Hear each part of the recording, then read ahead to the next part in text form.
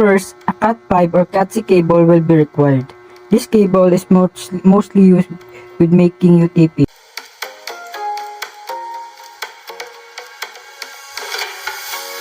Make sure that the body of the wire has not been damaged because this can cause error and may not even let your cable work.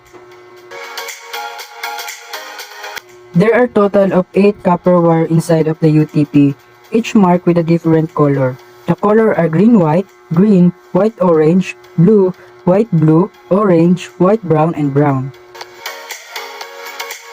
Next, this will need at least 2 RJ45 wire connector, one for each side of the cable.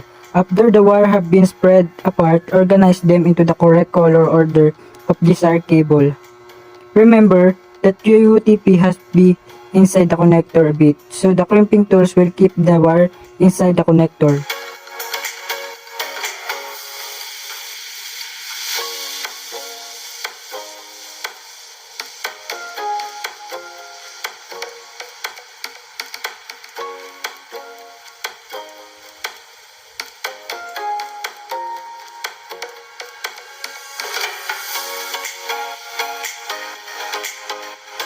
Last, in order to test a wire, use cable tester to get detailed information about the wire in specifics such as how long is the whole cable. A tester can also determine what wire are in correct spot.